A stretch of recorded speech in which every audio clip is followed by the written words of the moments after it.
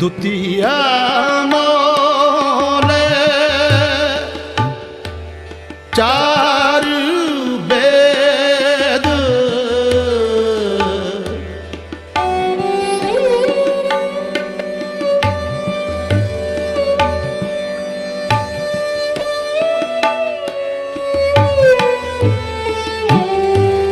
ਦੁਤੀਆ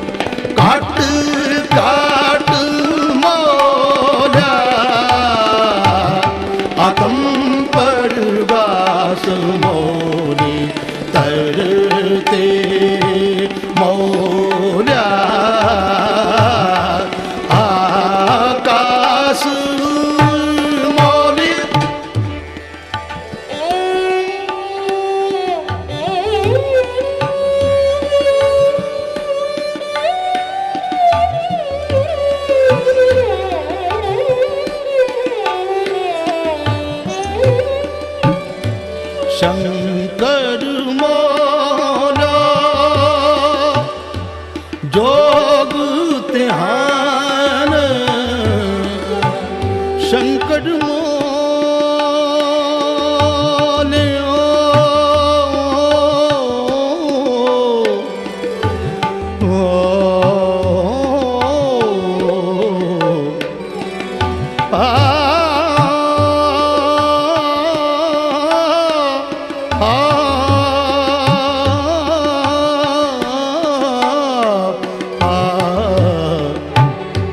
शंकर मोलो जोग तिहान कबीर को स्वामी साबु समान मोले तरते मोल्या आकाश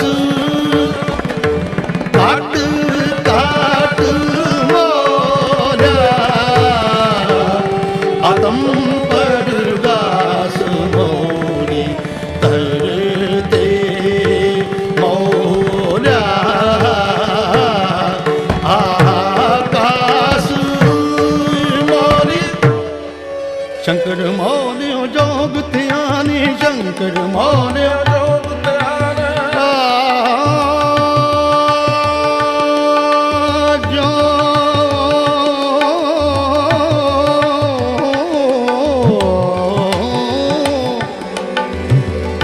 मौल्यो जोग त्यानु शंकर मौल्यो जोग त्यानी शंकर मौल्यो जोग त्यान वीर को स्वामी सब समान मौली धरती मोले आकाश मौली धरती मोले आकाश मौली धरती मोले आकाश मौली धरती मोले आकाश कट कट मोले आत्म परगास कट कट मोले आत्म परगास मौली धरती मोले आकाश मौली धरती मोले आकाश मौली धरती मोले आकाश मौली धरती मोले आकाश राजा राम मौले अंत पाए राजा राम मौले अंत पाए जय देखो तेरे आसमाय मौली धरती मोले आकाश मौली धरती मोले आकाश कट कट मोले आत्म परगास कट कट मोले आत्म परगास मौली धरती मोले आकाश मौली धरती मोले आकाश मौली धरती मोले मोले आकाश मोले आकाश मोले मोले आकाश मोले आकाश मोले मोले आकाश मोले आकाश मोले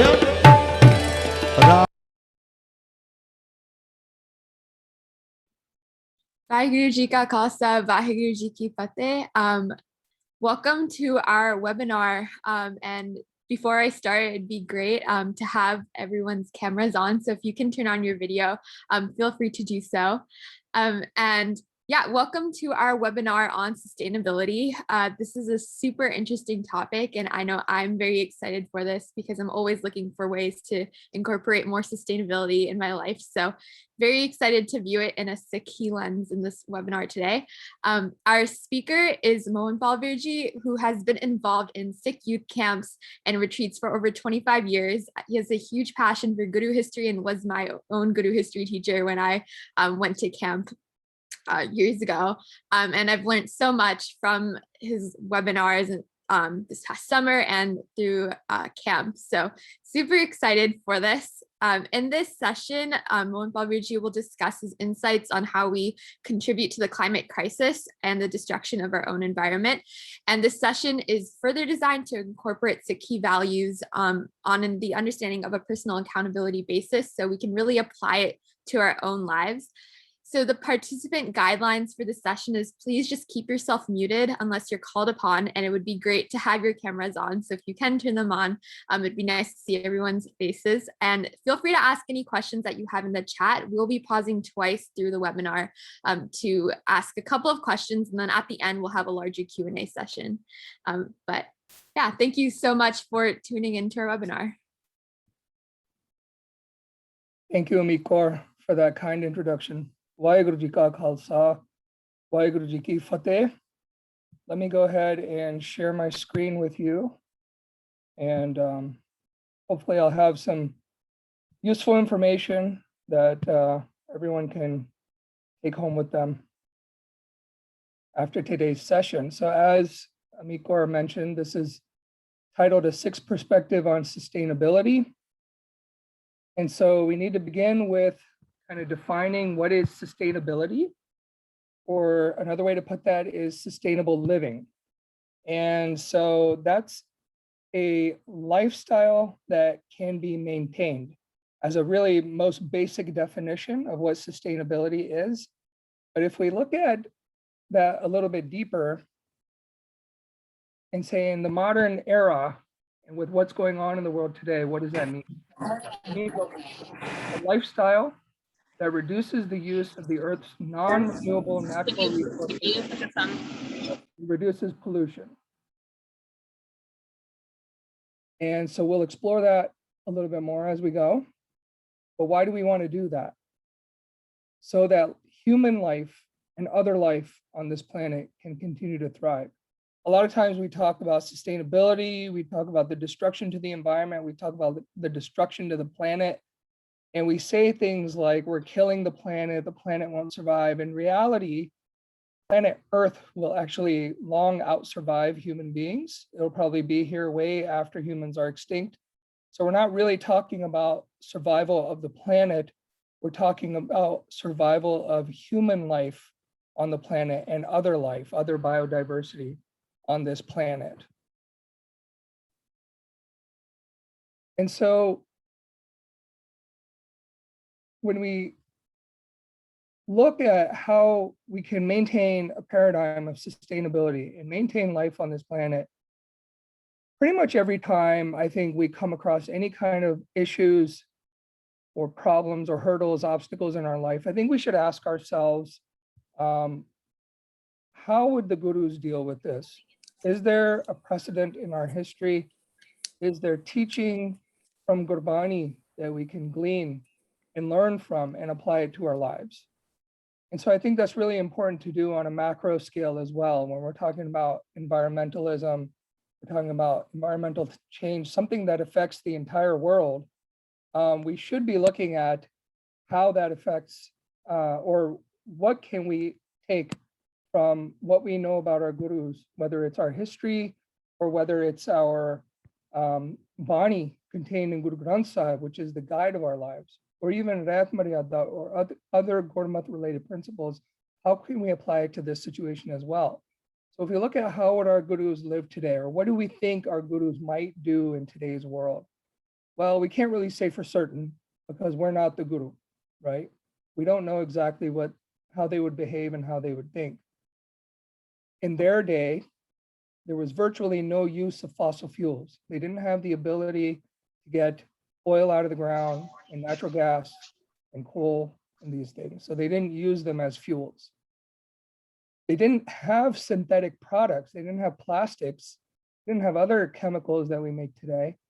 Pretty much everything they made was biodegradable. Those were the materials that they had in their day. So really the human impact on the environment was very low. There wasn't a lot of pollution at all, if any. And so therefore, the things that they didn't really have the same impact on the world. And the climate crisis certainly didn't exist back then in the 14 to 1700s. We just didn't have it. So how do we say, what would our gurus do today when there's no precedent really in their life with relation to the climate crisis, with pollution, environmentalism, a clean environment? How do we go about discovering that?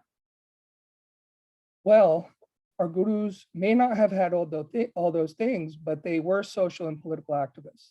And of course, we know pollution, climate change, environmental damage. These are all social and political activities. And our gurus were activists in those realms. They acted very much in a social realm as well as a political realm. They were very, very knowledgeable about the politics of their time, what was happening and who was doing it, and they acted accordingly based on that. They also created many solutions for the problems of the time, the social and political issues that were plaguing the people. They created solutions around that. So that's certainly something that we can take with us and say, okay, maybe we do have a little bit of a paradigm that we can work with when it comes to our gurus. We know that our gurus also promoted farming. Now, of course, that was pretty much what they had at their disposal to eat. So that's where their food came from. But we know that even in Guru Nanak Sahib's time, towards the end of his life, when he had retired in Kartarpur, retired meaning he wasn't on his udasis anymore, he was often out in the fields working the land himself. And we know Bhai Lana Ji did that when he came to stay in Kartarpur, and all the Sikhs at the time used to do that. So this idea of growing food and having a connection with the land is certainly one that we can connect with in our history and maybe apply it to modern times. They also had a long history of promoting clean water sources. Several of our gurus, where they went, they would build wells. They would create areas so that people could have clean drinking water, clean water for bathing. They built sarovars at the gurdwaras, wherever they built gurdwaras. So water is something that follows our gurus' lives around. This idea of building water sources, clean water for the people and for the environment. And it fostered this idea of good hygiene, which certainly has a tradition in Sikh, not only for the individual, but for the community at large. Langar, of course, was an important institution, which ties in with the farming, ties in with the clean water. But also, let's remember that langar was a way to meet the needs of the people, right? There were people who were hungry, people needed to be fed. So Guru Sahib created this institution to meet the physical needs of the people through food. But it's also evolved beyond that, right? It's not just food. We saw in our Guru's times even, giving medicine to people who need it. And now the idea of langar has evolved beyond the idea of just serving food to people. We've seen during the farmers' protests in Punjab, in India, that people are giving oxygen langar, what they call oxygen langar. They're giving people who desperately need oxygen, they're giving it to them. And they're doing it in the name of langar. Meeting the physical needs of people was really, really important in a Guru's time. And it's a tradition that has carried on now. And so we can certainly apply that to the world at large as well. The concept of Chardi Kala, which is passed on to us, this idea of eternal optimism, ever rising optimism, right? Always looking up, always looking forward. This idea that we can be better, we can do better. That's been a long tradition in Sikh, and it's something that we strive for very much so. So when we're looking at all the problems of the world today, we can take this idea that the Gurus gave us of Chardi Kala and apply it to ourselves, to our own lives, to our own outlook on the world and what we can do to impact the world. And of course, Sarbat Tapala, every day in Ardas, we say, Nanak Naam Chardi Kala Tere Pane Sarbat Da Pala. We ask for the well-being of everyone in the world, of the whole world. And if we expand that further, even the whole universe, we're saying we want all beings in the world to thrive.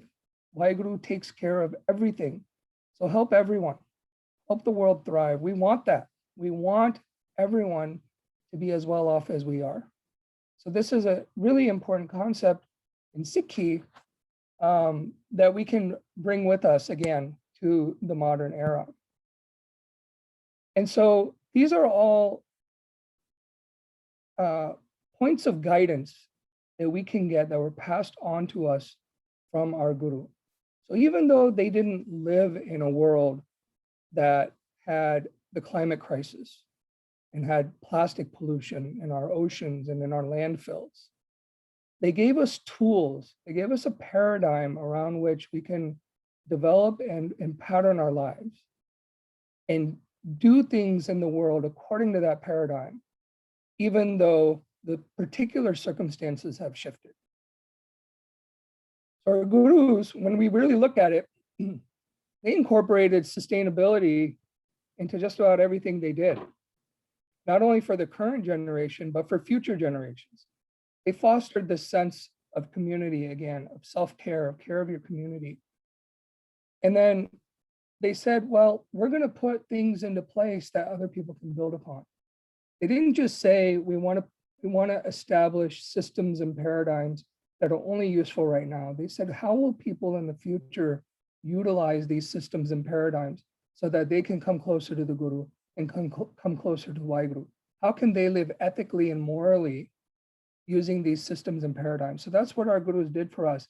And here we are, 500 years after Guru Nanak Sahib started this revolution, and we've expanded it to a global scale. And it's just incredible that this revolution has become this big, but this is what our Gurus did for us. And this is certainly what we should be doing for future generations as well. So the paradigm exists, and it makes sense for us to extend this idea of Sarvat Dapala to the whole world and really put these words into action. And of course, the idea of oneness, Ikwankar, the central theme of Guru Nanak Sahib's revolution, of Guru Granth Sahib, everything comes down to this idea of oneness, that Waheguru created everything out of oneness, permeates everything, is completely sustained within everything out of oneness. And when we truly begin to understand this, we start to see that there is no you and me. There's only one. There's only us. There's a connectedness there that we begin to see. So when we take care of ourselves, the idea of taking care of other people and other communities doesn't become something different than that. It becomes an extension of the same thing, the extension of this oneness that we have. So of course, I think when we think about the idea of sustainability, what's sustainable for the world now and also for future generations, the idea of oneness is closely interwoven into that idea. Okay, so when we talk about sustainability, there are a lot of different aspects of this, a lot of different facets that you can talk about. So I'm just going to focus on two. One is agriculture and food, and then the other is energy. So let's start with agriculture. So just to briefly touch on this, farming really changed after World War II. We had thousands of years of farming in a very particular way. And then after World War II, we began to see the use of artificial fertilizers made from nitrogen that was previously used in making weapons and bombs. And now they were trying to figure out what to do with this stuff. We have the use of chemical pesticides on our crops that didn't exist before, that were modified forms of chemical weapons. These were different types of gases and chemicals that were used to kill enemy combatants in World War II. And they said, what are we going to do with this stuff now? So they said, hey, if we dilute it out, we can start using it on insects and pests that bother our crops. And then, of course, using the metal to make these high production farms, metal that was previously used to make weapons and bombs. and machines was now used to make tractors and tillers and other machines that could be used on farms. So it was a really good idea to take these weapons and materials that were used in weapons and convert it into food production. And the idea was that we can increase our crop yields, feed more people, have an abundance of food. And that was certainly a noble idea at the time. But we know that with the use of all these chemicals, pesticides, fertilizers, herbicides, a lot of these chemicals, they do to us what they also do to the pests and the weeds. They damage their biology. And the thought was that they're in such low concentrations that it wouldn't affect humans, but we now know that not to be true. We know that a lot of the pesticides that are used, a lot of the herbicides that are used are linked to various types of diseases in humans. They build up in our systems and our tissue over time, and they lead to cancer, autoimmune diseases, endocrine disorders. A lot of the chemicals that are used are endocrine disruptors that we're only now starting to learn about in the last decade or so. Glyphosate is a big one. This is the most commonly used chemical, synthetic chemical in the world. The trade name is Roundup. It was made by Monsanto, which is now owned by the Bayer Corporation. And this is the most popular herbicide. It's used on 70% of crops in the entire world. And 2 years ago now, there was a settlement from a class action lawsuit showing that this compound, glyphosate, causes cancer in humans. But it actually does a lot more than that. We also know that it can be linked to autoimmune diseases, endocrine disorders. It kills our gut bacteria. It disrupts the soil bacteria and the soil microbiome as well. So it has a really, really profound effect on humans, a negative effect on humans. And it's the most widely used synthetic chemical in the world. It's in all of us at high levels. It's in our bloodstream. It's in our urine. It's in our breast milk. We feed it to our babies all the time, and it's still being used. And so we have to understand these things. We have to be knowledgeable about these things if we really want to realize what's happening to our food systems and make changes to it for the better. The use of all these chemicals and the way we till the land as well has led to the destruction of biodiversity. Not only do we plant monocrops now, where we used to plant different types of plants in a field to produce a crop. Some of those plants would act as pollinators and attract butterflies and bees and other pollinators. Some of those plants would be used as to divert pests, unwanted pests from the field. And we've gotten rid of all those in lieu of using chemicals. And now what we do is we plant monocrop fields where there's only one crop, one plant in that entire field. And so it destroys the biodiversity, this whole system. And that in turn destroys the soil, because we need biodiversity to have healthy soil in which to grow our crops. When the soil is not healthy, the nutrient density of these crops is not good. And so the food we're eating actually becomes less nutritious. So this biodiversity idea is very, very important. And it's completely destroyed through modern chemical farming techniques. And we also know as the land gets further and further destroyed, as the soil becomes depleted, the nutrients in the soil become depleted, the same land produces a lower and lower yield on crop over time. And farmers end up paying more and more money for fertilizers, for pesticides, herbicides, GMO seed, genetically modified seed that they have to buy every year.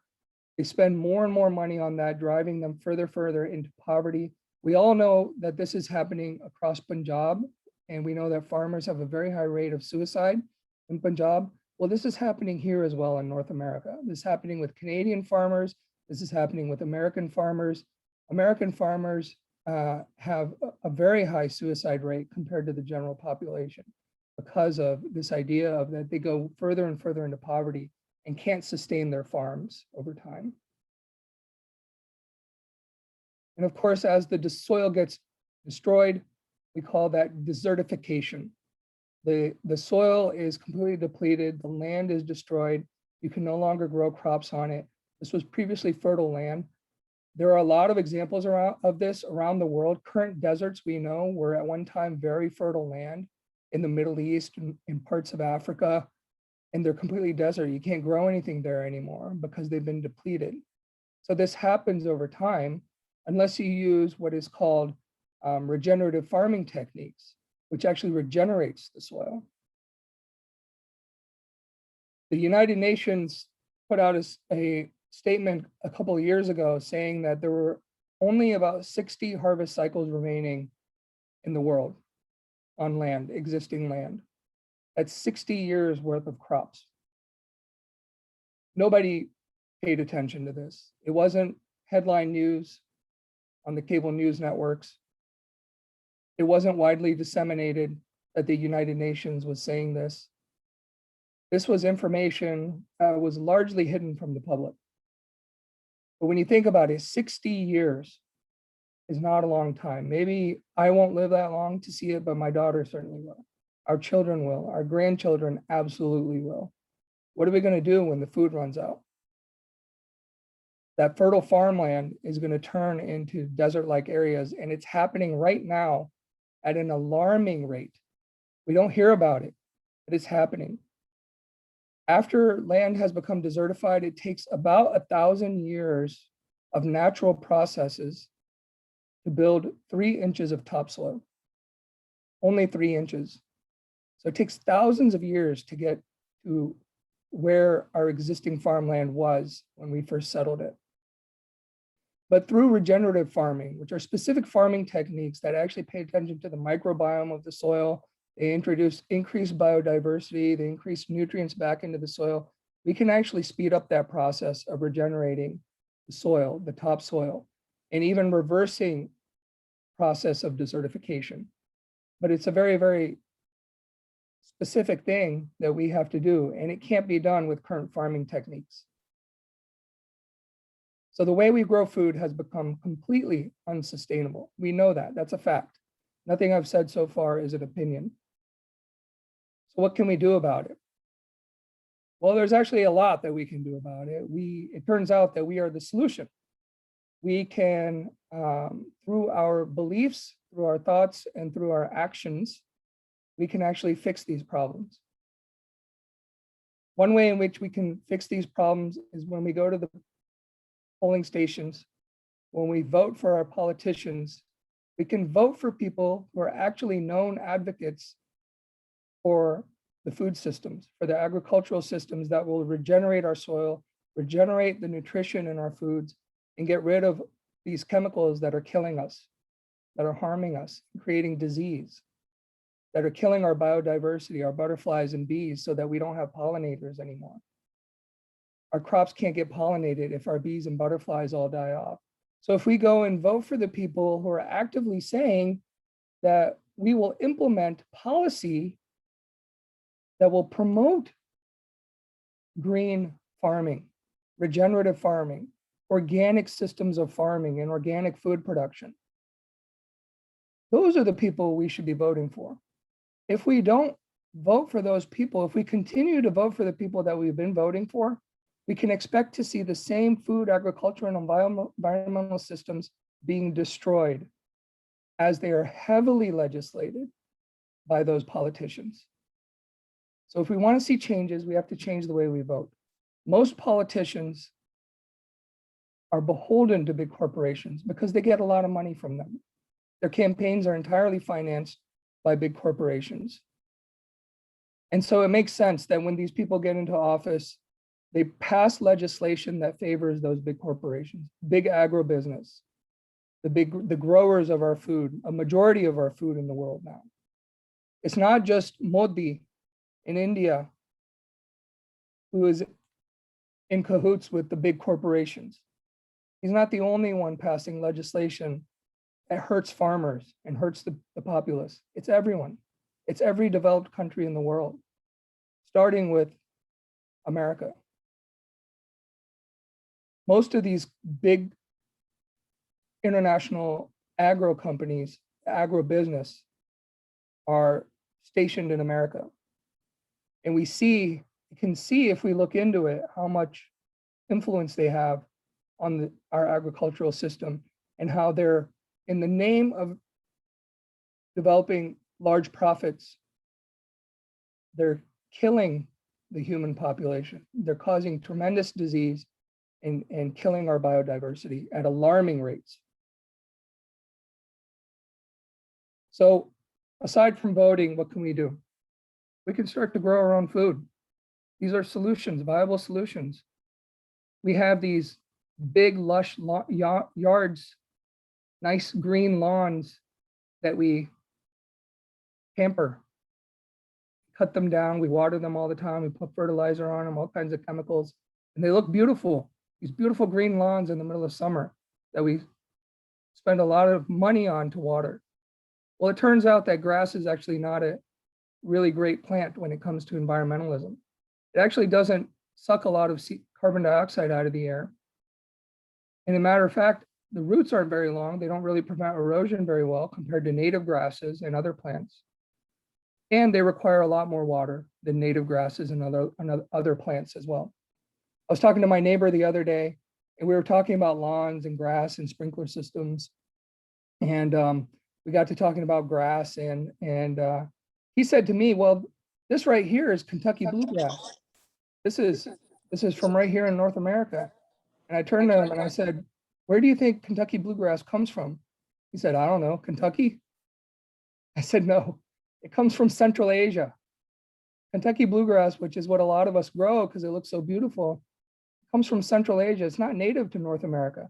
And that's why it requires so much water. And so when we spend a lot of money on clean water that's just going into our grass, it's a waste of money, it's a waste of water. It's very, very wasteful to do that. So a lot of people are starting to put in native plants into their lawns. It doesn't look like a nice carpet of green. It looks different, but it's just as beautiful. You just have to change your ideals of what beauty is. A lot of people are not only doing that, but they're growing food. They're taking their entire backyards or even front yards and converting them into gardens, vegetable gardens, growing fruit trees. They're actually growing food out of the ground, which is what it was meant to do. And they're sharing that. They're eating this healthy, organically grown food. They're sharing it with their family, their kids, but they're also sharing it with their neighbors, their communities for free. A lot of people are doing that. A lot of people are starting community gardens, and Gurdwaras are getting into this as well. A lot of you have probably participated in that. This idea is really, really wonderful that people from the community can just get together and grow food. And you can do it organically. You don't have to have the pesticides. You don't need the glyphosate from the Roundup, the herbicides. And it's not GMO food. You can grow it organically, and you can grow it regeneratively. If you don't have the time and energy to grow your own food, then visit farmers markets. That's where all the organic farmers hang out. And they're popping up everywhere. This is actually a movement with a lot of success that's taking over a lot of, especially rural areas, but even coming into cities. A lot of farmers, small farmers especially, are moving back to organic farming, the pre-industrial type farming, and saying, we know the quality of the food is better, we know that it's more sustainable, and this is what we're gonna do. And they sell it at farmers markets.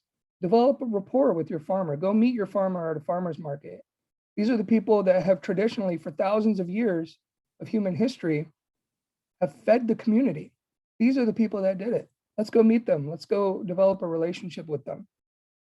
We also know that not only are they organic, a lot of them, but they're also regenerative, which is really the future of farming if we want sustainability.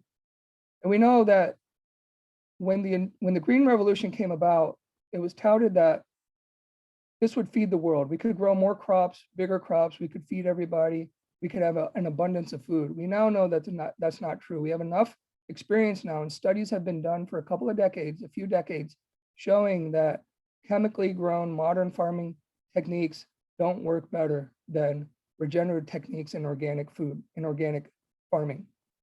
We now know that the yield is similar over time. And in fact, organic farming and regenerative farming produces higher yields over long term, especially in areas of drought and floods, because the food is more resistant, the crops are more resistant. If you don't have time to go to farmers markets, go to your supermarket and go to the grocery store and you have a choice. You'll see organic produce in your supermarkets. You have to understand what organic is. It's not grown with, traditionally what organic is it's a label that says it's not grown as a genetically modified organism, and it's grown without most of the pesticides and herbicides that are used on modern farming techniques. So you have a choice. When you go to the supermarket and you're standing there and you have a display of organic food, fruit, and you have the traditionally or the modern grown, chemically grown orange, you're going to look at the organic orange and you're going to see a higher price tag. And there are lots of reasons for that. Some of it is subsidies to the big companies. Some of it is the organic food has to go through special labeling processes to tell the consumer that we're organic, we're not grown through chemicals. So the price tag is higher, but we talked about voting earlier. This is probably the #1 way you can vote. Everything that a corporation does, all the money that a corporation spends on advertising, PR, marketing, lobbying, which is modern day form of bribery to our politicians, all of that money, which amounts to billions of dollars a year, billions, all of that is so that when you're standing in the grocery store, that you will pick up their orange instead of the organically grown orange. That's what it all comes down to. So if you want to realize the kind of power that you have the power at the voting booth and you have the power in the grocery store. Where you spend your money is extremely important, and it's probably the most important way that you can actually vote. If nobody's buying their products, these corporations go away. That's how capitalism works. Now, there's no glory to be had, and that's why one of the reasons why I think it doesn't catch on as much. It's more expensive to eat organic, for sure, in the short term, not in the long term. But there's no glory to it, right? We are very interested in online movements, social media. We want to be marching in the streets with signs to protest. A simple act like picking up an orange in a grocery store, it's not glamorous enough. It's not glorious enough for us in some ways to show our act of defiance, civil disobedience against big corporations. But this is actually the one way that you can be most effective in countering the unsustainability of these large corporations, is to pick up those organic fruits and vegetables and put them in your basket. Only through sustainable farming, sustainable food production, can we truly embody this idea of Dekh Dekh Fateh.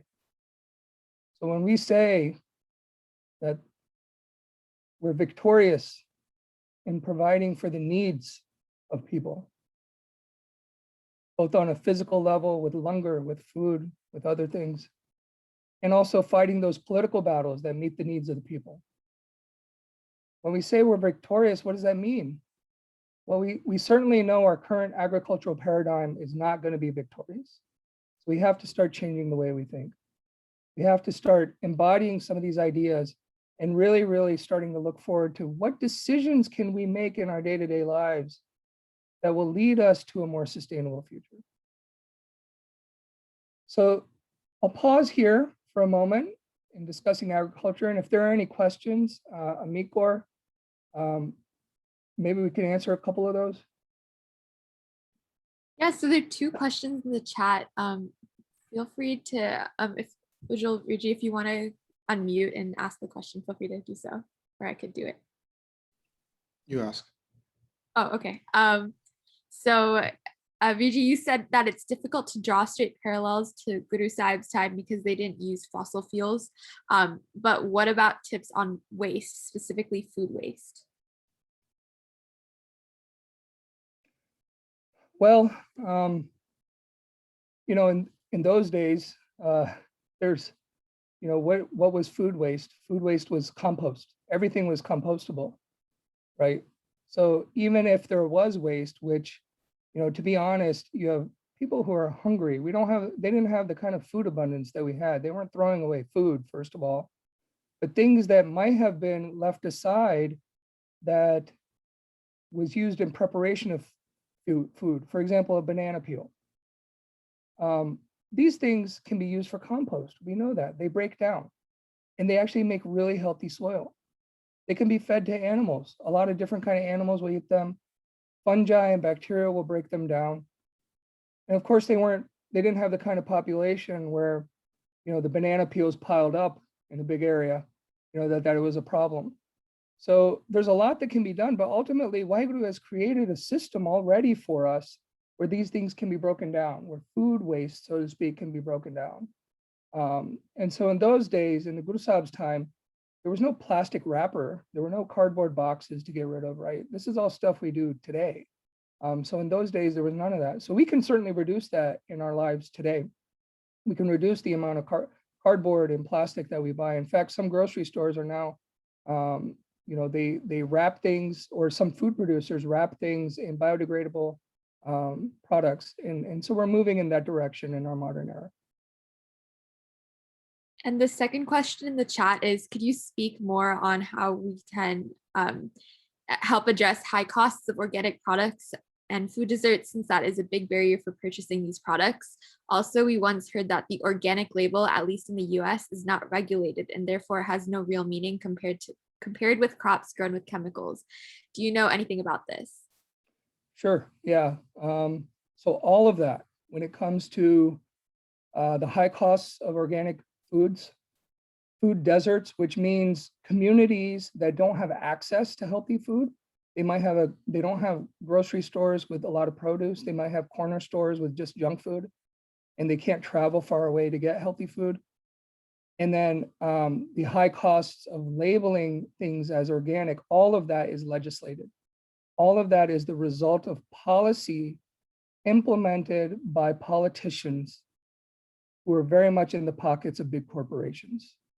And we see that over the last 50 years, this is exactly what has happened, that you have this revolving door between politicians, our government, and big corporations. And a lot of time, it's not even that corporations influence the politicians through lobbying. Oftentimes, it's the same people. They actually put people into office who come from those corporations. For example, when GMO foods were first accepted for consumption by humans in the mid-90s, the person who actually pushed for that and allowed it in the FDA was a former Monsanto employee who then went back to work for Monsanto afterwards. And so these revolving doors are what we're dealing with. And so again, this goes back to who you vote for. If you continue to vote for these people that we've been voting for the last 40, 50 years, who have done this to us, who have created these systems, then you can expect more of it. If you vote for people who say, I'm going to fight against these big agribusinesses, I'm going to fight for small farmers, organic farmers, and regenerative farming to have rights, to have subsidies, then those are the people we should be voting for. Organic food, organic labeling is very expensive because organic farmers don't get the kind of subsidies that chemical farmers get. And so they have to eat the costs that other farmers, bigger businesses get. They also have to pay because GMO labeling isn't a thing in the US. You're not required to label food as genetically modified. And that was a Supreme Court law. That was a Supreme Court decision. That was politics. And so if we're not, and so what ends up happening is organic farmers have to incur the cost of showing you that their food is organic, rather than the non-organic foods having to label their foods as GMO. And so it's backwards. The paradigm is completely backwards, and it's all policy. It's all based on policy. So I would say get out to the voting booth, vote for people who you know will make these kinds of changes, and believe in it. And don't be scared by what the media tells you about how you're going to vote. Vote for what you believe in. That's what democracy actually is. It's voting for what you believe in. If you're voting out of fear of the other candidate, or you're voting out of fear of what people might say about you, then that's not democracy. That's never what democracy was intended to be. So why don't we take that? We'll discuss that a little bit more as we go forward, but I'd like to get moving on the second part of this talk. So we'll talk about the climate crisis now, moving from agriculture to the climate. It's also known as the climate emergency, global warming, climate change. We no longer prefer climate change, and even global warming sounds very mild. It really is a crisis. It really is an emergency. So we should be using that terminology.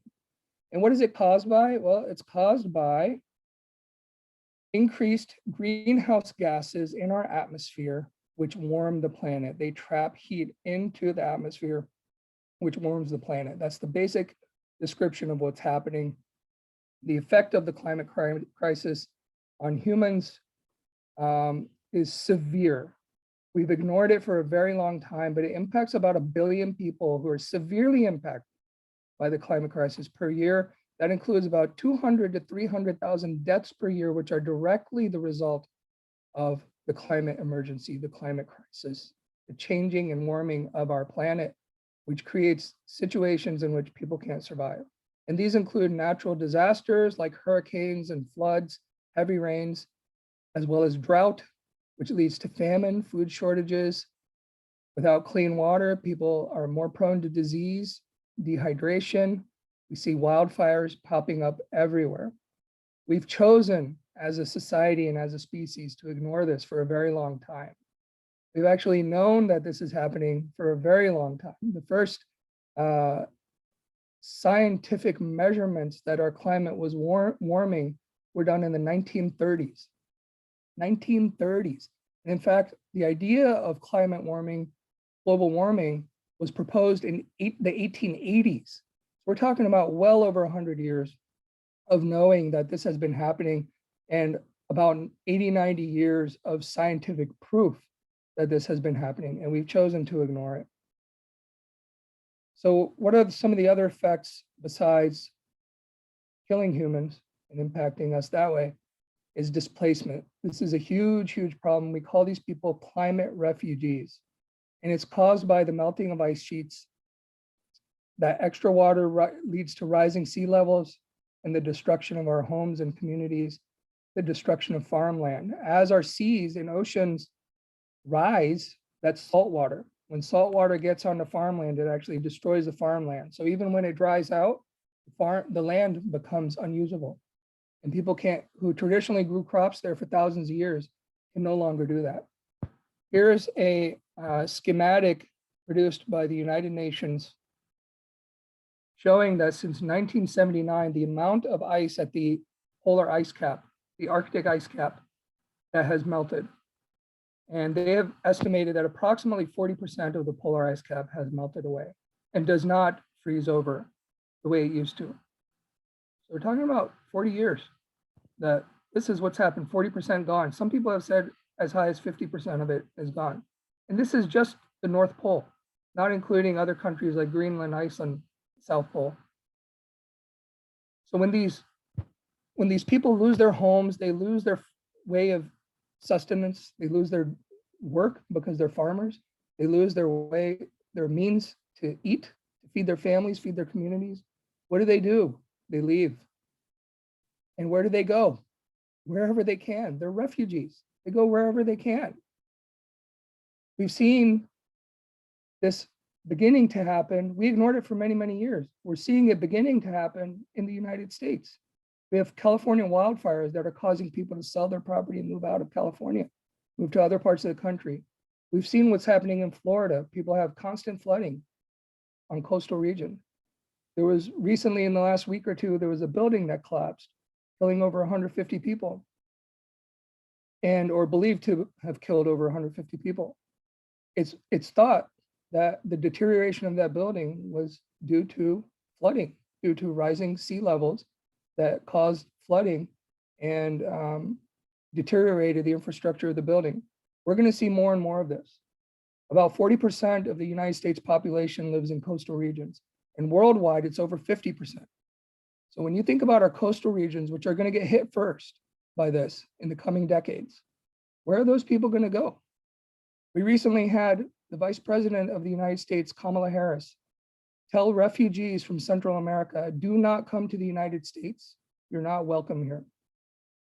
The same words that were said by Donald Trump in the previous administration, telling people, do not come to the United States.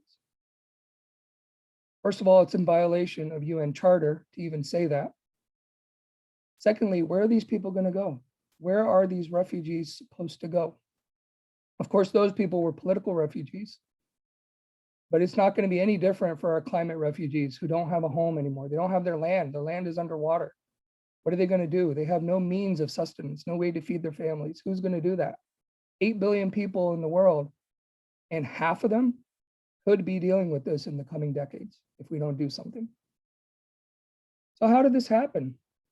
Well, it's not hard to connect the dots. And if we look at the two biggest contributors are fossil fuels and animal agriculture. Let's take animal agriculture to begin with. And people argue about which one of these is more effective, has more impact on the climate crisis and global warming. The fact of the matter is that we don't have to fight over it. We can actually address both of these issues and accept them both as significant contributors. Well, number one is deforestation, right? Trees, we know, suck carbon dioxide, which is the most abundant greenhouse gas in our atmosphere. They suck it out of the atmosphere.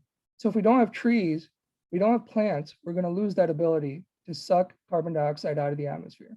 And that's what we're seeing now. We're seeing high rates of deforestation across the world. One of the highest is in the Amazon, especially in Brazil, but other areas as well. And it's happening at a rate of something like 30 square kilometers per day that we're cutting down trees and getting rid of our rainforest. Not only are we getting rid of all the trees, but we're losing all that biodiversity that's contained in those rainforests.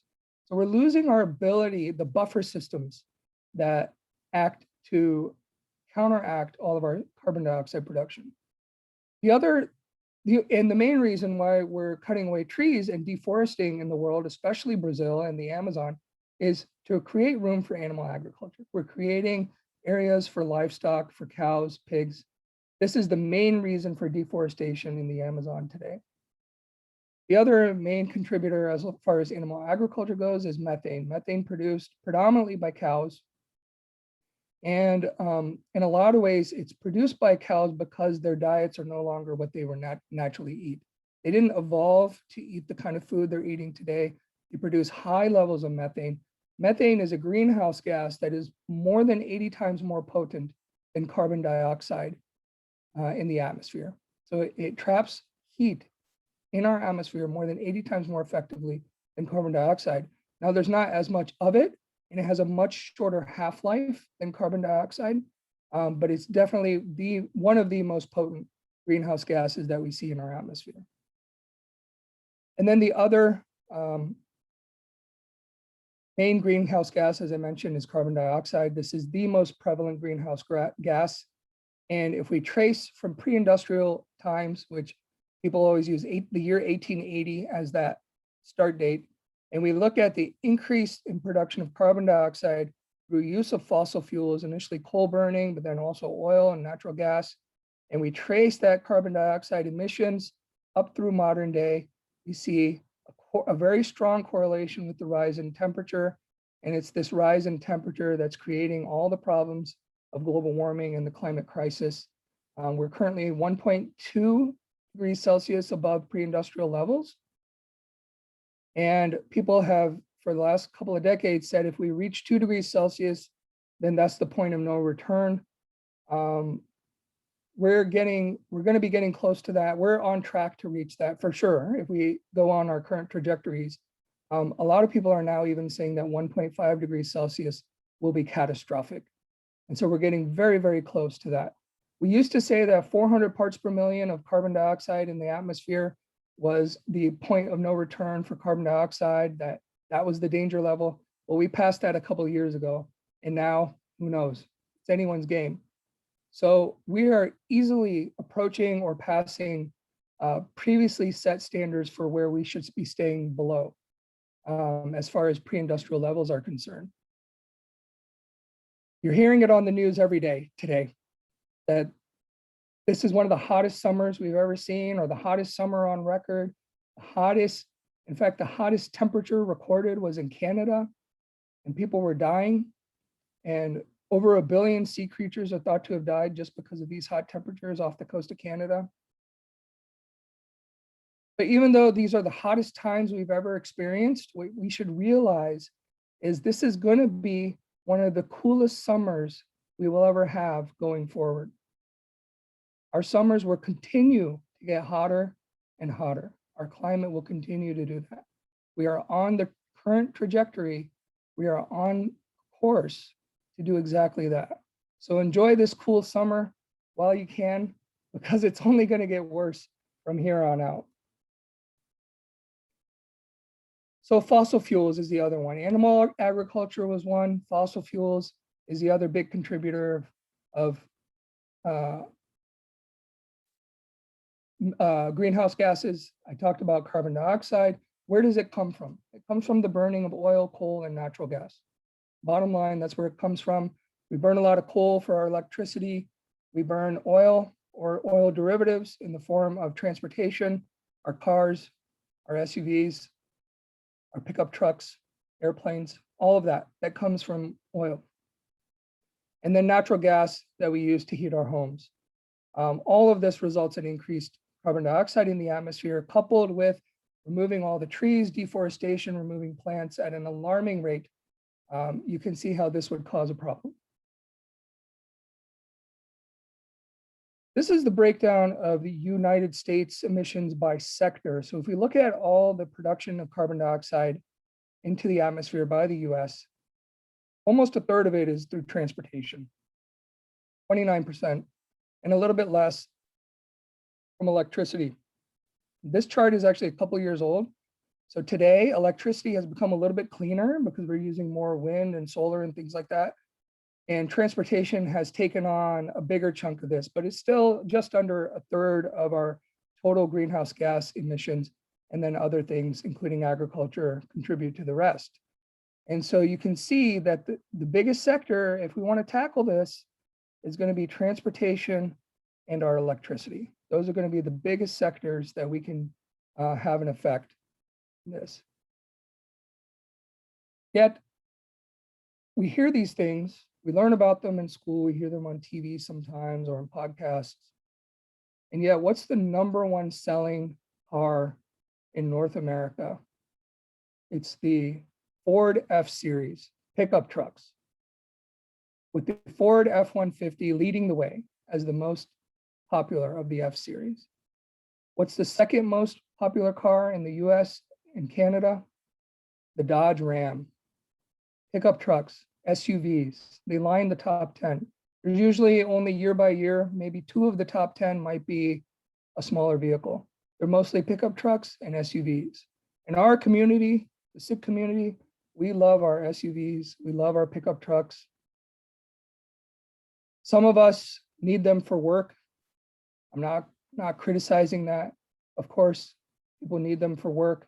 They have utility, they have a usefulness.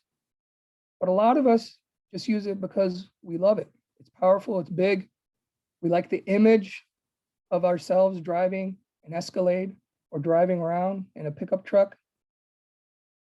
In fact, I've heard a number of people say, I bought a pickup truck, or I want to buy a pickup truck because I love nature.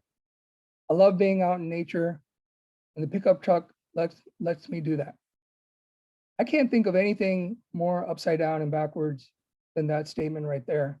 To me, it's like saying, I love my child so much that I feed her candy all day long because it makes her happy.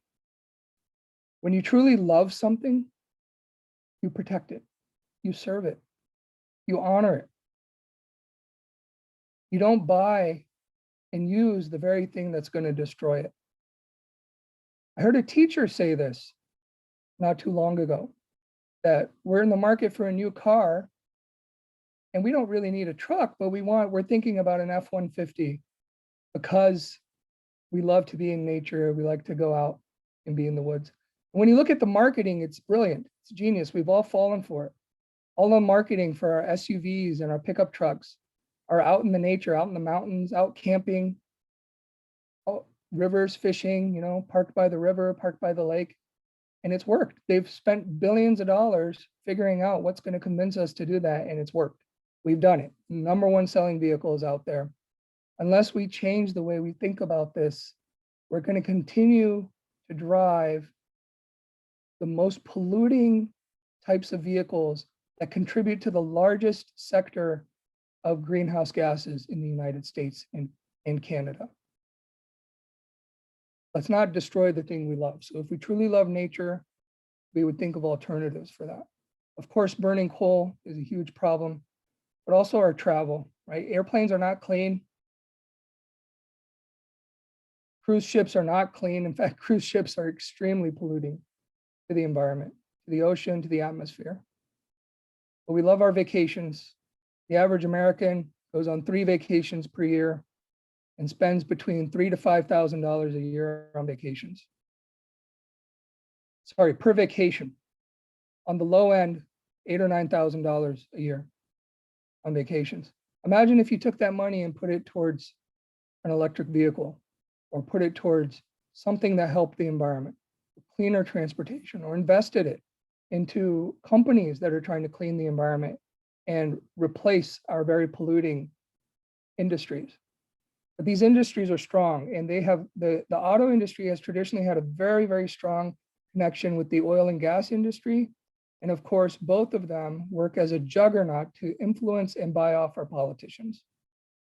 We should be thinking about that when we go to the polling stations. This is CO2 emissions worldwide. Who produces the most, which countries? And China leads the way at about 28%. United States is second, about 15%. China is really high because of their coal emissions. They burn a lot of coal. The United States has dropped in recent years because of our use of methane gas to produce electricity and other clean sources for electricity, such as solar and wind. But with that said, we still use a lot of coal in the United States. Canada is pretty low at 2% of the total global production. When you look at the top countries in the world, China, United States, India, Russia, all the other countries combined make up a significant part of the pie. But China and United States top everything. Gasoline consumption, who's number one? The United States. We're the biggest consumers by far, by a factor of 4 or 5, of gasoline, of petroleum. And again, you see US and China topping that. Russia in 4th place, again, high up. Canada comes in 5th place. For as low as our population is, we're really, really high in Canada for oil consumption. The saddest part about it all is that the people who consume the most in North America, being one of them, other industrialized countries in Europe, they're affected the least. And it's the poor communities of the world who are affected by the most. They're hit the hardest. Typically in the global South, South America, Africa, Southern Asia, those are the countries that are hit the hardest by the climate crisis. They're the ones who are having the most hurricanes, the floods, the droughts. And so we love, you show up at a Nagarkirtan in Canada and you'll see, or any kind of even a farmer's rally, you'll see tons of pickup trucks. You'll see lots of SUVs. You'll even see people driving Hummers. Why in the world do we need to drive Hummers? And a lot of our community is farmers. These are people who have a connection with the land. Why are we doing that? Why are we doing the very things why are we killing our land? The very thing we love, we're killing it. All for image, for, people can look at us, we look nice. We're showing how wealthy we are. And our community is wealthy, especially outside of Punjab. The media, if you listen to the media, corporate media, cable news networks, you would get the impression that the United States is actually leading the world in environmentalism. But as we can see, they're the second highest producer of carbon dioxide, highest consumer of oil products. We're the highest producer of beef. So our agricultural business produces a lot of methane. We're the 4th highest in the world for cattle production, for cattle agriculture. The United States leads the world in destroying the environment and worsening the climate crisis. We lead the world. We're not the world leaders in environmentalism, never have been. And in fact, in At the time when Donald Trump was elected president in 2016, there was a climate summit going on in Morocco at that time. And reporters went to Morocco and they asked, a lot of international environmental groups were there. And they asked these people, they said, how do you feel about a climate denier, Donald Trump, a climate denier, is now the president of the United States? And you know what a lot of those environmental groups said? They said, to be honest, the United States is actually one of the biggest problems in the world. They've never been part of the solution. They're always at the table and they make promises to meet all kinds of standards, all kinds of milestones, and they never do it. And the rest of the world looks at the United States and says, well, if the biggest consumer of oil in the world is not doing it, why should we? So a lot of these groups actually said to these reporters, it doesn't really matter that the United States is not there because they've never been there in practice. But you wouldn't know that. You wouldn't know that by listening to the media. And so the way we produce energy has become completely unsustainable. So what can we do about it? Again, there's a lot we can do about it. We are the solution. The way we think, the way we behave is the solution. We can put pressure on our governments. In 1979, the president of the United States, Jimmy Carter, took the initiative. He saw the importance of what was happening with the climate and that we need to move to renewable resources. And he took the initiative to put solar panels on the roof of the White House in 1979. In 1980, Ronald Reagan was elected president. And one of the first things he did was to take down those solar panels, never to be seen again under his administration or subsequent administrations. So it's really, really important, though, that we continue to put pressure on our governments, continue to write to your representatives, call them, email them, and put pressure on them. But understand that in the last 50 years, this action has been pretty disappointing. I'm not saying we should stop doing it. I think we should continue to do it, but it's not really the route that we're going to take to make dramatic change in the world. These politicians receive tremendous amounts of money from fossil fuel companies, from the auto industry, and other industries that have a vested interest in continuing to burn fossil fuels.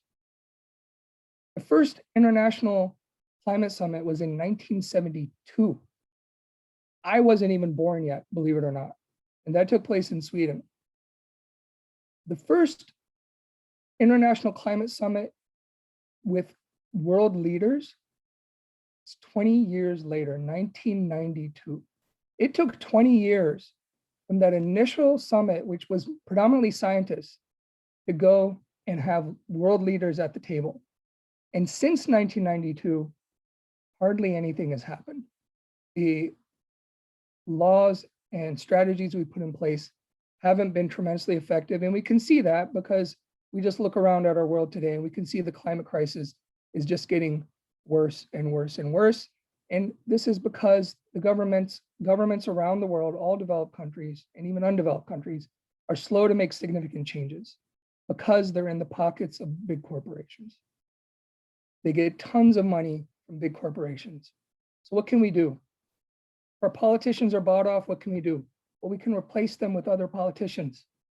Find out what your politicians' views are on the environment, on taking money from corporations, on lobbying, on climate change. Find out and vote for those candidates who have green solutions. Make climate change a priority in your lives and make it a priority in the way you vote. Because ultimately we are accountable for who we vote for. We're voting for people over and over again who take no initiative to change our policies with regards to fossil fuel use and with regards to agriculture and climate. Then ultimately we're accountable because we keep voting for those same people over and over. We have to start thinking differently. You have to start thinking out of the box. You have that power, but the power is there before you vote. If you're going to give up that power and vote for someone who's not promising you green solutions with the thought that you can change them afterwards, that's not going to work. It's never worked before and it's not working now. We can educate ourselves and educate others, which is what we're doing now. Where you spend your money is very important. You can buy fewer animal products, meat, eggs, dairy, leather.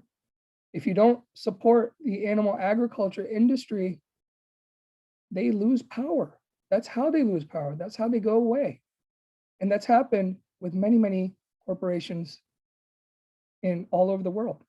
When nobody's buying their products, they go away. So if we want to see these kinds of changes and those corporations are not changing, in fact, they're fighting against you, then stop buying their products. It's very simple. Where you spend your money, when you hand over your dollar, whether it's on the internet or in person, that's very, very powerful. So spend your money wisely, buy high efficiency appliances, avoid plastics and materials made from oil products, invest in clean energy like solar, wind, and geothermal. We've all heard that before. We can make the choice to travel less. I'm not saying that people shouldn't take vacations. People need vacations. They may feel like they need vacations. They like to see the world. They like to see everything. But understand when you're doing that, what the impact is on the environment. When you get on that cruise ship, when you get on those planes, when you drive around in your cars, we should understand what impact that is having on our environment. And maybe, just maybe, you choose to get on one less plane and you drive instead. And maybe instead of driving a gas-powered car, you drive an electric car. Or you take a bus, or you take a train. Maybe you decide, I don't need to go on that cruise this year. I've been on 10 other cruises in the last 10 years. We can start small and build from there, but ultimately we have to understand what the impact of our actions are. And then the biggest impact we can probably have in transportation is to no longer drive gas-powered cars.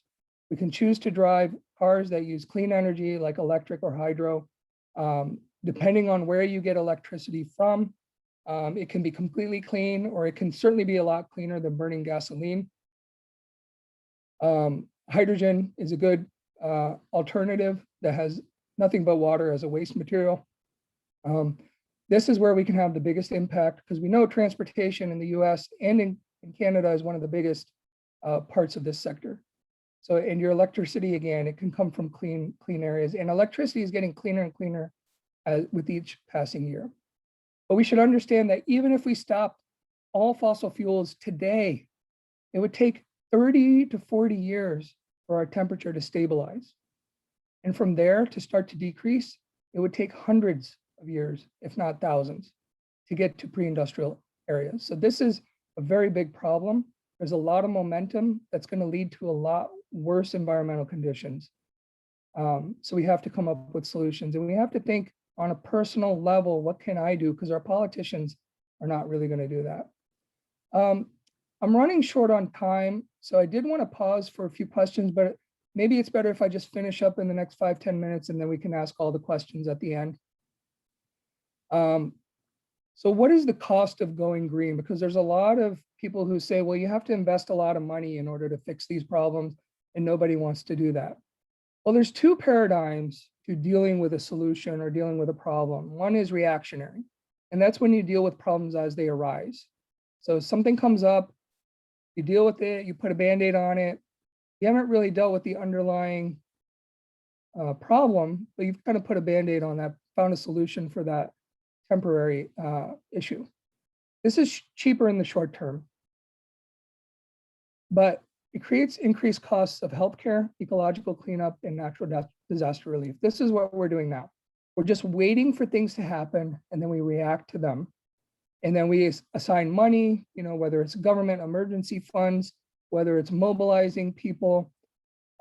This is the kind of stuff that's reactionary. We wait for something to happen, and then we react to it and try to help people, try to clean up all these things. It costs less money in the short term. The other way to think about problems and how to deal with them is preventative, where you find solutions to problems before they arise. You understand that there's a problem and you don't want a symptom to arise, so you address the problem preemptively. This is actually cheaper in the long term. It's healthier and it's more sustainable. We know this in healthcare. I work in healthcare. I know this. Preventative medicine is far cheaper in the long run than treating people's symptoms when they get sick. We can treat underlying diseases by teaching people how to live healthy lifestyles rather than spending the money when they get heart disease and kidney disease, high blood pressure, and all these things that come with it, and cancer. It's way, way cheaper in the long term to do this. We don't think we're paying for it in the short term, but we are paying for it with our tax dollars. That's where our tax dollars end up going, and then we wonder why we don't get anything for our taxes. So we have a paradigm of this model that we are very certain is way cheaper when it's preventative rather than reactionary in healthcare. And we know pretty much that this can be applied to the environment, to global warming, the climate crisis. As Sikhs, we tend to be very reactionary. We have a lot of organizations that do great work, and I'm not trying to knock them in any way. Khalsa Aid, other organizations that when there's a disaster, when there's famine, drought, they jump in, they help people, they feed people, they do a lot of really, really wonderful, great work that, you know, is perfectly in line with Gurmat, with our Guru's teachings, and it's commendable on every level. But when it comes to preventative, we as a Sikh community don't really do a whole lot. We just wait for things to happen and then we jump into action. So I give us an A+ for being reactionary as a Sikh community. But when it comes to being preventative with regards to the environment, with the climate crisis, I give us a D-. We don't do well. We're looking at, oh, electric cars are too expensive, organic food is too expensive. Let's not support those industries. Let's continue to support the industries that give us the emergencies that we then react to.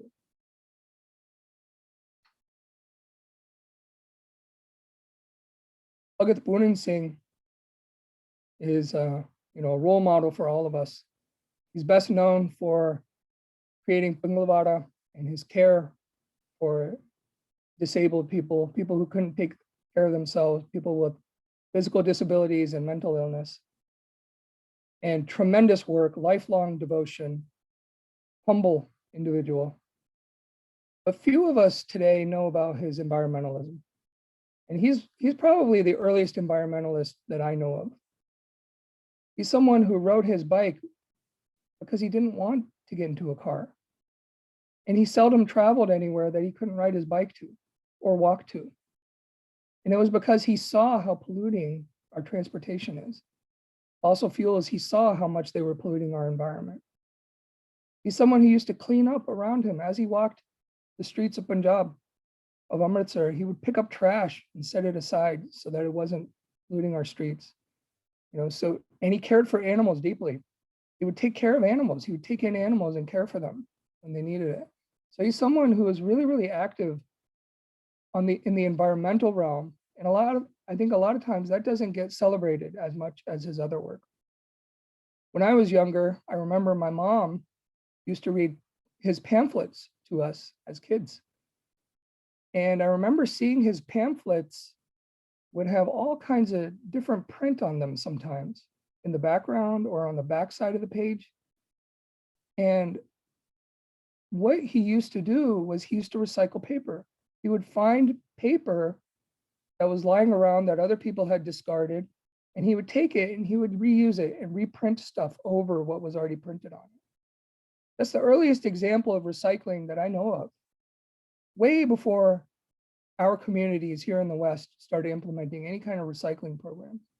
So really, really forward thinking, way ahead of its time in so many realms, but a true role model for us all. So if Sikhi is all about personal transformation, and we have examples of Sikhs like Bhagat Singh, who led the way for us in many realms, we have to ask ourselves, whose responsibility is all this? When we look at the environment, when we look at agriculture, whose responsibility is this? And obviously, when it comes to a Sikh, we're all accountable for what we do. We're accountable for the way we think. We're accountable for our actions on every level. So we have to start thinking this way, not just saying it, but actually acting on those words. We have to take personal action in our personal lives. That's very, very important. Where we spend our money is really, really important. It's one of the biggest powers we have in this world. We must spend our money responsibly for the good of the whole world, for Sarvata Pala to really be put in action, we have to be conscious about where our money is going and who it supports after it leaves our hands. And we have to vote responsibly for the good of the whole world. If we want Sarvata Pala, we got to stop putting leaders into leadership position who don't have the best interests of our communities at heart, of our citizenry, of our world populations, of our indigent people, our poor, our suffering. If those aren't the people who are at the foremost of the political agendas, then we shouldn't vote for those politicians. We shouldn't give them our money. We shouldn't give them our votes. Our money and our votes are extremely, extremely powerful. Along similar lines, we just can't trust our current governments to make these changes. Our current politicians just can't be trusted. Joe Biden has been made by the media into a champion for environmental issues. Nothing could be further from the truth, to be honest. His environmental program is actually the most basic, least amount that he was required to do to re-enter the Paris Accord. And I don't want to make this too political, but Joe Biden and Donald Trump in the last election took more corporate donations than any other presidential candidate in US history. Their combined campaign contributions were $4 billion, billion with a B. $4 billion spent between Joe Biden, almost $4 billion. It was about 1.7 on Joe Biden and 1.9 for Donald Trump. Billions of dollars are being spent for these people to become elected, and they don't have our best interests at heart. That money, where does it come from? The vast majority of it comes from corporations like fossil fuel companies, big agribusiness, Wall Street. It comes from private citizens who are very wealthy, who have a vested interest in these corporations. And it comes from CEOs of these corporations. And it comes from people who are investing in these corporations from Wall Street. That's where that money comes from. Joe Biden had 5 times more dark money, which is anonymous donations, than Donald Trump did. But you won't hear about that on the news. And his environmental policy has been heavily criticized. If you've been paying attention to the news in the last couple of weeks, you'll know that environmental groups in the United States are protesting against Joe Biden because he's going back on all his promises and he's not doing what he said he would do about the environment. His environmental bill is being gutted, taking out the most effective things, and they're leaving it as a skeleton. So these groups are protesting him. And if you haven't heard about these protests, it's because they're not widely advertised in the corporate media. So we should understand that our politicians are not the ones who are looking out for our interests. Justin Trudeau talks a good talk in Canada about environment, clean water, clean environment, global warming, climate crisis. Yet he's all in when it comes to supporting pipelines. Big supporter of the oil and gas industry in Canada. We just can't trust these people. We have to take action. I'm going to skip over this for sake of time and just say that for Sikhs, we have this concept of Sawa Lakh Fauj. I've been confronted many times by people because I'll talk about this stuff to whomever I can. And I've been confronted many times by people saying, well, one person can't make a difference.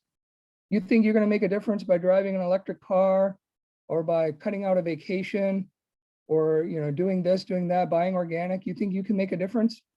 That's not a Sikh way of thinking. That's not a Gurmat-oriented way of thinking, not in my view at least. I've been taught through our history that Guru Sahib gave us Sawa Lakh Fauj, that every Sikh counted as 125,000 Sikhs when it came to the battlefield. And when it mattered the most, every individual mattered the most. When the stakes were the highest, every individual counted. That Sawa Lakh Fauj counted when stakes were high. Stakes are high now. When it comes to our environment, this is our battlefield. This is one of the battles we should be fighting as Sikhs, for equity, for Sarvata Pala. If we can't be Sawa Lakh Fauj in this battle, how are we going to do it in any other battle that we fight? Every soldier mattered in Anandpur, in Chamkaur, to protect our Guru. If they hadn't been there, who knows what would have happened. So we have to maintain this idea of Savalak Fauj, no matter what the battle we're fighting. We have to maintain our optimism that one person can make a difference. It's a part of being in Chardi Kala. It's a part of that. It's embodied in that. This is what we need to fight our modern day battles. I won't read all this for sake of time, but in Bhai Gurdas Ji's Var number 9, he says, just in the first couple of lines, Pai Pagat Chalana Hoye Ahunachari, Chalan Ajan Hoye, Go Garb Nivari, Gursik Nit Prahune Ek Karni Sari, Gurmukh Sev Kamavni Sadguru Pyari. So Bhai Gurdas Ji in this Shabad, this Var, is saying, talking about a Gurmukh and how Gurmukh considers themselves a guest in this world. And Bhai Gurdas Ji is saying, referring to the idea that they're not attached to this world, they're not attached to Maya, they don't identify with their ego, they know their body is here now, but it's going to go someday. So they consider themselves a guest in this world. But I think if we incorporate this into our lives and start thinking about our place in this world, we are guests too. Bhai Gurdas Ji is telling us that, don't be attached to all of this. And as a guest in this world, when I think about what is a guest, well, a guest doesn't come into the house and leave a mess and destroy things, right? A guest leaves things the way they were, sometimes with a parting gift. A guest doesn't come in and light fires in the house. And that's what we're doing now. As guests in this world, we're lighting fires in this house that doesn't even belong to us. And then we're standing back and we're just watching it, waiting for the fire brigade to show up. Well, are we going to really do that? Our fire brigade is our governments who got us into this mess to begin with? Or are we going to grab the fire extinguisher and put out these fires? I ask you to think about that when we're conducting our lives and contributing to all the problems that we see in the world today. Just to start to wrap up here, I mentioned Jimmy Carter earlier, who was the president who put solar panels on the White House. Well, he put his thoughts and words into action. And a couple of years ago, he took his own plot of land in Georgia, part of his own farm, and he made a solar farm. He spent his own money to put solar panels on there. And now this solar farm actually produces half the electricity for the city, this particular city in Georgia. Half the electricity, one man. One man was able to do this. So if we put our minds together, if we pool our resources or just use our resources, we can do great things. We can do really, really big things. And I'm just going to end here with a short story that I heard, or I read actually, over 20 years ago, and I don't even remember all the details. I don't even remember where I read it. But I'll tell you what I remember from it. And it's that there was a soldier in World War II, a Sikh soldier who was enlisted in the British Army in India. And he was stationed in the Himalayas. You know, I don't know if it was northern Punjab, Tibet, Nepal, somewhere around there in the Himalaya mountains. And his job was to be a scout. And on a scouting mission one day, he was by himself and he came across this little hut up in the mountains. And so he was curious, so he went inside, and to his amazement, what he saw in front of him was his guru. He saw Guru Granth Sahib Ji on the tabya. Sukhasana had been done. There was nobody in the room, just a small little room. And immediately he falls to his knees and he does mathate in front of Guru Sahib. And then he gets up and he looks around the room and he sees a few dry goods, a few supplies, and he sees a note sitting there and he reads the note. And on the note, it says that someone, whoever had left that, had left Guru Granth Sahib Ji's beard there so that any Sikh who comes by these lonely parts could have darshan of their Guru out in these very remote areas. That they could do prakash, have darshan of their Guru, take hukam, do path, spend the night there, take whatever goods were available there, some dry goods, take it with them, leave whatever they can behind, do sukhasana before leaving, and leave it for the next person. And this soldier was in amazement. It blew him away. And of course he did that And the idea was that someone had left this amazing place behind where a Sikh could have darshan of their guru, be welcomed, feel like it was a part of their home in this very remote, isolated place. And they could have some dry goods, some food to take with them. They could leave things behind, some supplies, if they could spare it. And they could leave it intact or even better for the next person who came. I don't know who that person was. I don't know any other details about that. But when I think about that story and I think about what we're doing in this world, we are not leaving this world as good or better than we found it. We came into this world and it was something, and we're leaving it much worse off. That to me is not what our gurus would have wanted. I don't think that's what they would have wanted. I don't believe that's a Gurmat oriented principle. I believe if we truly believe what we say about Sarvat Tapala, we will want to leave this world a better place than how we found it. So we have to think about our actions. And the number one existential threat to humanity today is the climate crisis. It's not Russia. It's not cyber attacks. It's not even COVID. It really is the climate crisis, which kills far more people, or will kill far more people in the coming decades than COVID will. So I ask you to think about this. I know I've gone over time. I've gone long, but hopefully we have a few minutes to answer some questions. I'll hand it back over to Amikor. Waheguru Ji Ka Khalsa, Waheguru Ji Ki Fateh.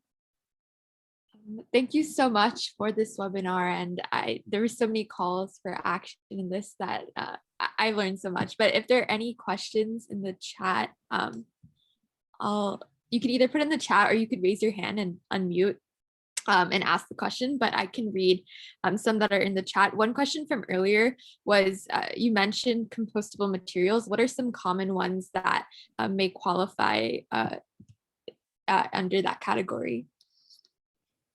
Yeah, well, it depends on what you're into, but a lot of fabrics these days are not synthetic. They're biodegradable and or compostable. There's a lot of, we have kirtans programs in our homes and in gurdwaras. You can buy plates, napkins. Napkins are always compostable.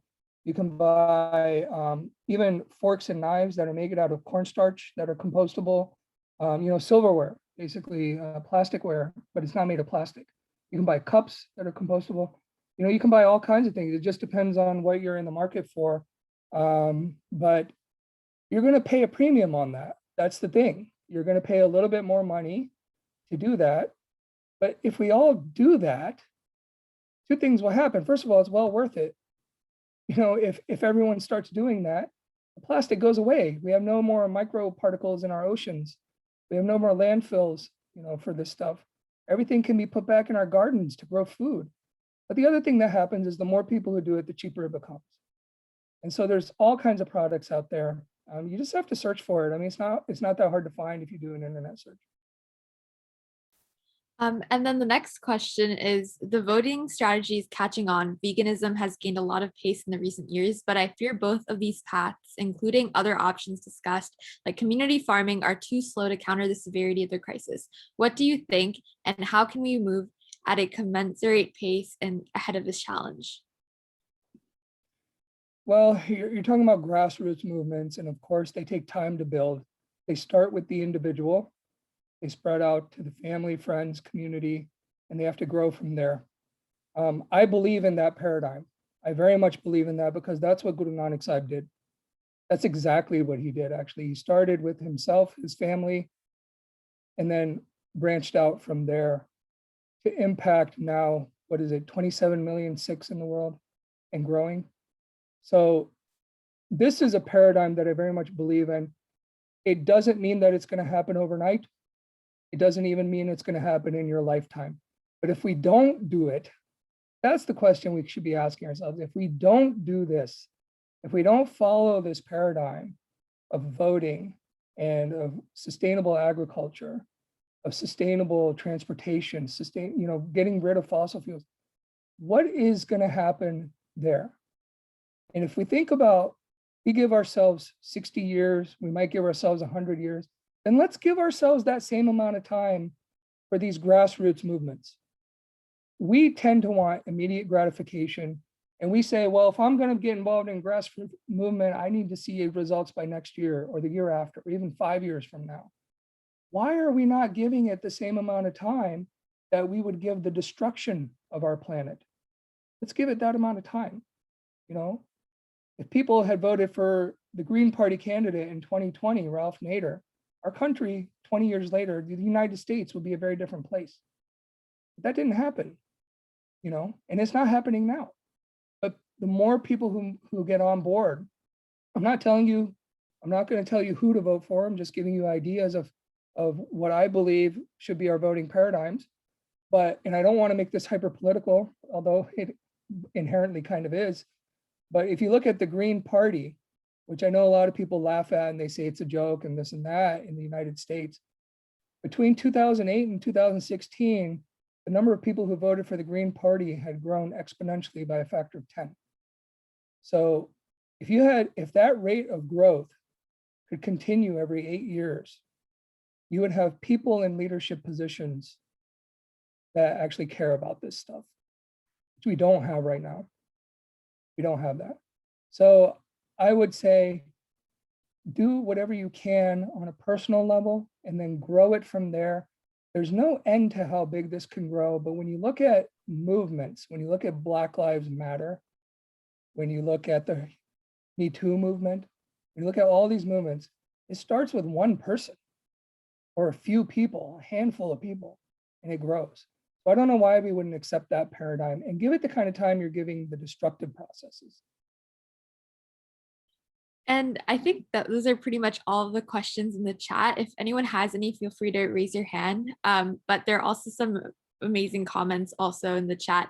But thank you so much for this presentation, Reggie, and thank you everyone for attending this webinar as well. And if there are no other questions, I could put the ending slide on the screen. But thank you all for attending this webinar. And if you have any other questions or have any ideas for future webinars, feel free to contact us at Instagram at SYAN Alliance, or you can email us at info@sikhyouthAlliance.org. And we've had, this is I think our 4th webinar. We've had webinars ranging from the farmers' protest to identity and a lot of other topics. So if you have any others, feel free to reach out to us and we'd love to coordinate and see if we can have something around that topic. But thank you so much for attending the webinar as well.